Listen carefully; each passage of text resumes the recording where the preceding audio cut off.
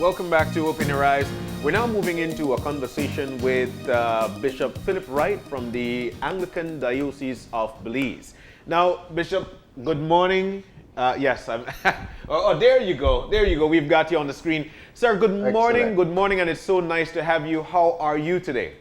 Well, I am doing well, thank God, and trying to hold on, and stay positive like everybody else. But a good morning to you, Marlene and John, and to your audience this morning. Very interesting conversation just now as well with the professor from UWI. Definitely, and we're looking forward to having another very interesting one with you, Bishop. This is the Holy Week, but while we're in the Holy Week, we're also in a pandemic with COVID-19, which of course is changing things across the world. At this particular point, what are your thoughts? What are you feeling in terms of the change that we've got because of COVID-19? Well, I think I said it probably last week in one of my reflections or something. We sometimes talk about trying to get back to normalcy. And as others have said, we just have to now get ready for a new normal. There is no doubt that this experience that the world is having is going to change us forever.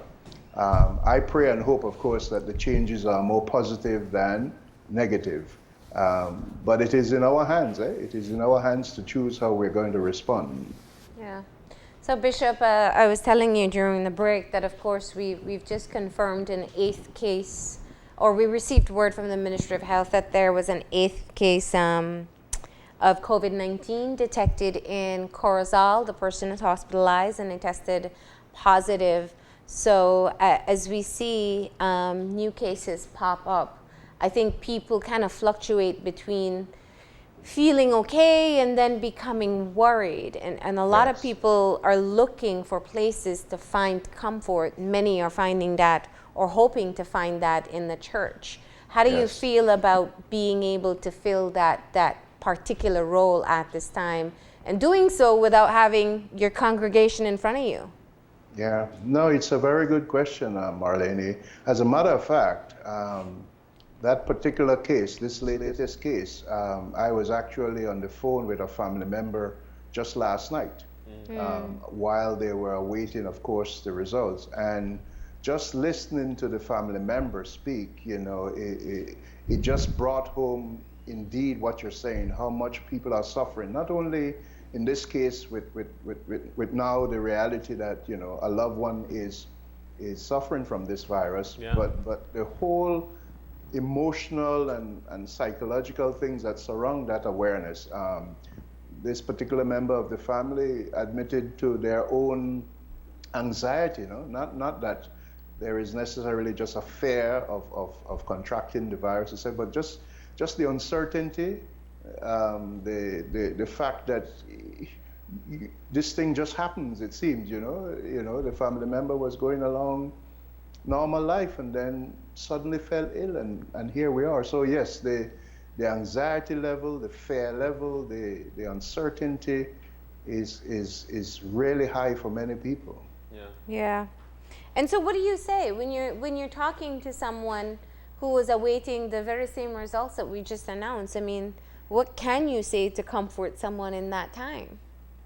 Well, you have to go back to things like, your loved one is, thank God, your loved one is where they need to be at this point, in a medical facility, and hopefully will now receive the best treatment possible. Hold on to that. In addition to that, continue to love and care for them the best way you can. Because there's now the isolation, so you can't go near, you can't touch them anymore, but you can continue to pray for them, you can continue to wish them well. And then, of course, when you turn to yourself, let it also be a strong reminder for you to take care of yourself, to do the things that we all need to be doing. And so you're just trying to encourage people to stay positive through it all, the best way we can. But we know sometimes even words fail us. Bishop, I started this morning saying that this is the whole week. And while it's the whole week, we know how we know how religious a country we are. We are believers, but at the same time, because of COVID-19, we're not able to go to the church. We're not able to be next to each other. So it might, for some people, cause them to come to disbelief, to not feel what they're so used to feeling. How do we keep people together in a time like this, especially via the church? Yeah, no doubt it is challenging, because you would think of all the times we would want to go to church, eh? Yeah. And pray and connect with God the way we are used to would be now. And here we are. It's having quite an effect on many people. Now, churches like ours and others have been trying our best. We've been doing daily devotions, morning prayer, evening prayer, noonday prayer, Bible study, just to remain connected. But we realize that is only reaching some of our people, the ones on Facebook or the ones on WhatsApp and so on. There's a vast number of individuals who are not on any of those sort of things. So we also try and connect with people through phone calls. It's good to just call up somebody and say how you're doing, encouraging the clergy to just stay in touch with your people in the best way possible. You'll be amazed at what a phone call, a simple 2-minute phone call can do, eh? Yeah. Just to say to someone, I'm praying for you, I hope you're well, and so on. I had to go to the hospital yesterday, and while there, I met a member whose husband is not doing too well. Mm-hmm. This is a couple I married about 25 years ago. Wow. And I could see the stress on her in the midst of all of this. She still has to care for her husband. Yeah. I was able to slip into the room quickly, say a quick prayer, and slip back out.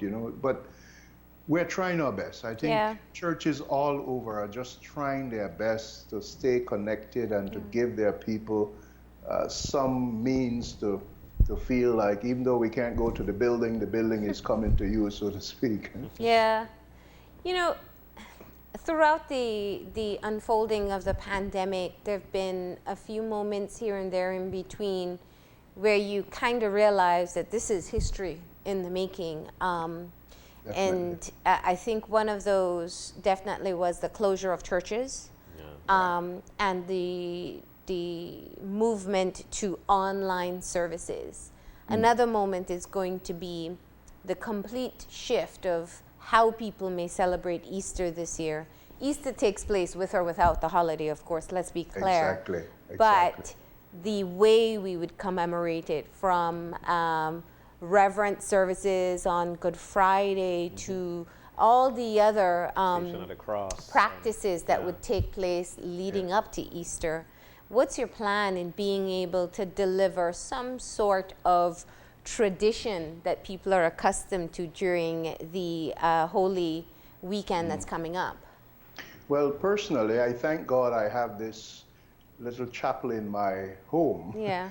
And so from this same altar behind me, I have done the Holy Communion, and from where I'm sitting right here, I have done noonday prayer and Bible study and all those sort of things. And we plan to continue to do that. We plan to do it tomorrow morning when it would have been a big service. We got together, we renew our baptismal vows and all of that. Yeah.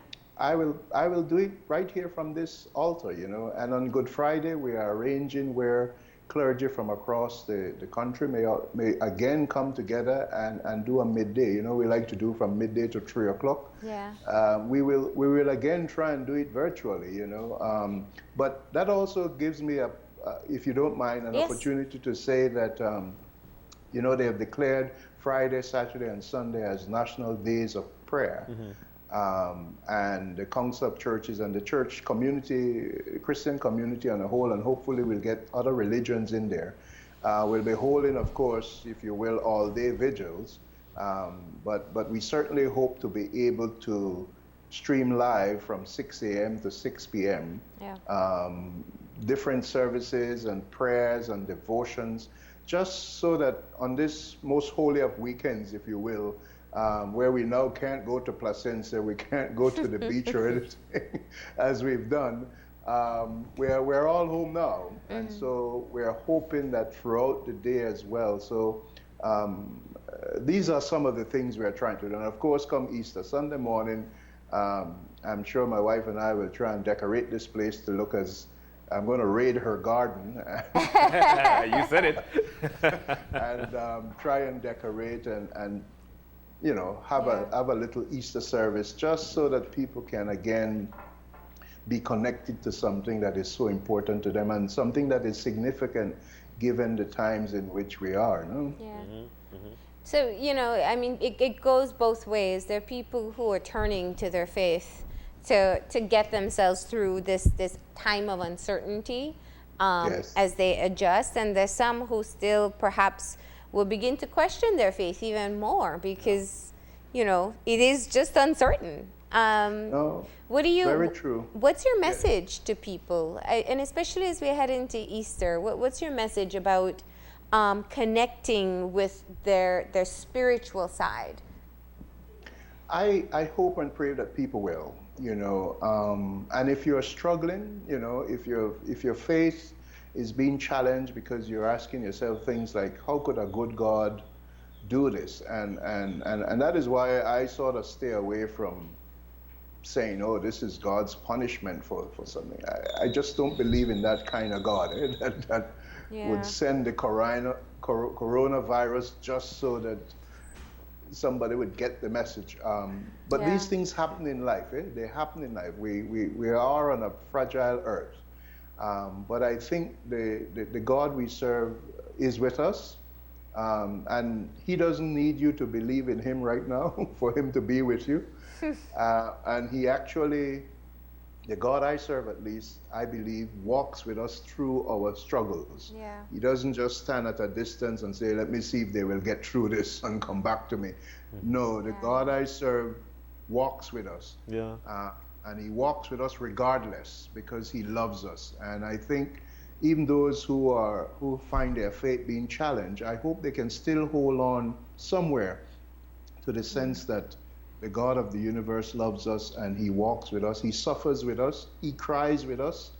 He feels the pain, the anxiety, and yet he comes into our midst, and he says, I can help you. A couple weeks ago, I know I'm talking a lot, like I'm preaching here, but a couple weeks ago, for instance, we had the story of the raising of Lazarus, you know, and Jesus showed up late, you know.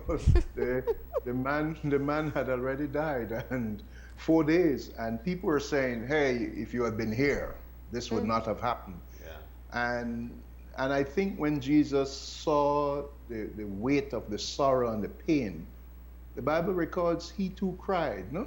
So we have a God who will actually cry with us.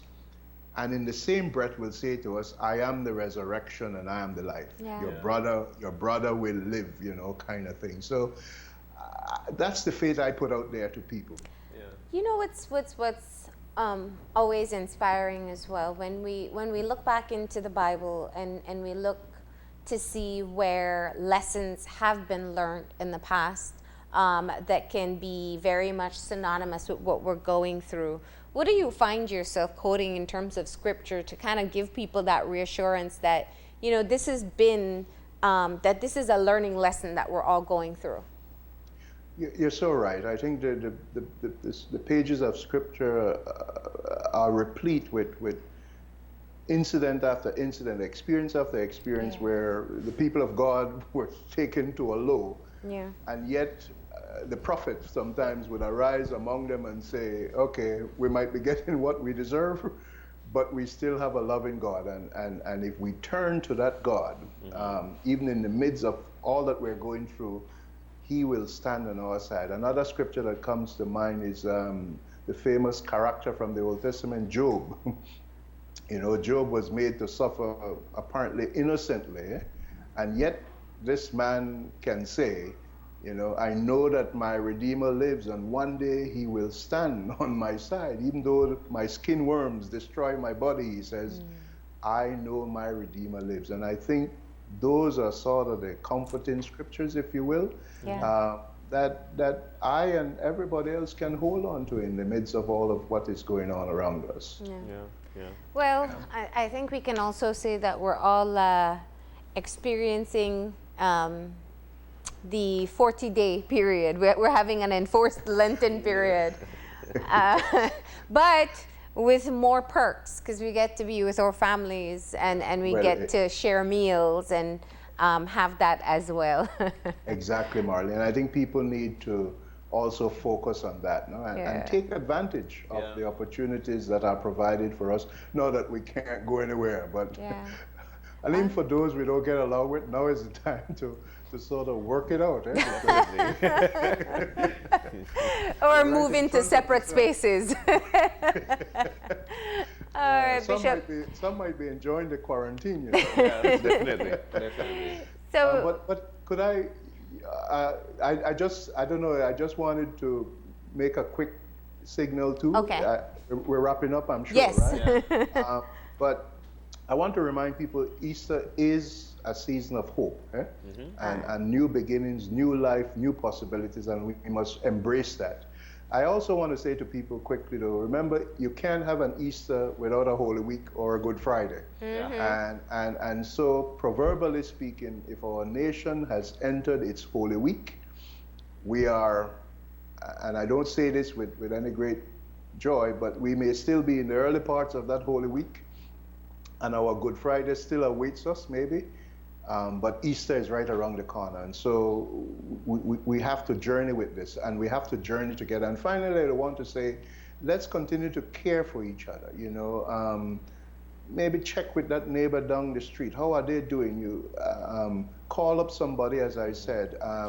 Look in your pantry, and if there are some extra stuff you know you can't use, will not use, maybe donate it to a pantry or something.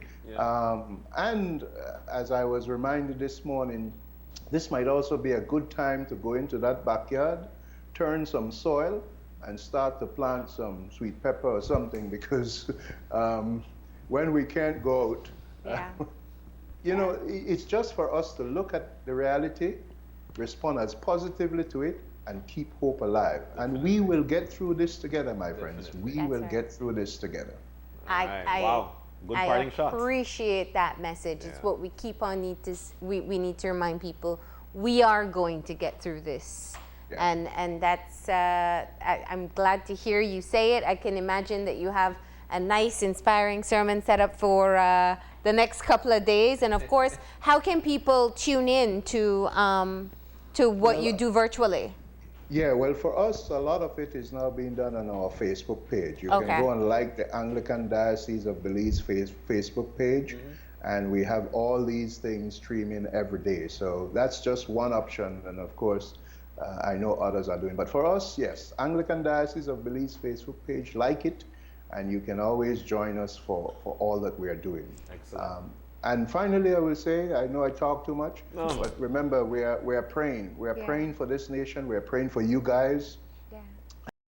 Praying for those at the forefront of this fight. I pray that God will keep them safe and give them strength and energy. Thank you so much, Bishop. And you stay safe. Will do, and you do the same. Okay. And all the best. All the best. All right. All right. Thank you.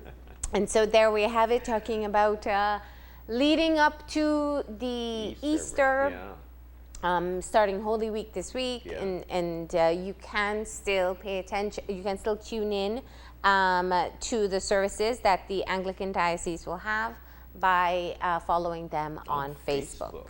All right. Well, we're about to take another commercial break, and when we come back, we've got some more conversations lined up for you. Stay with us. We'll be right back.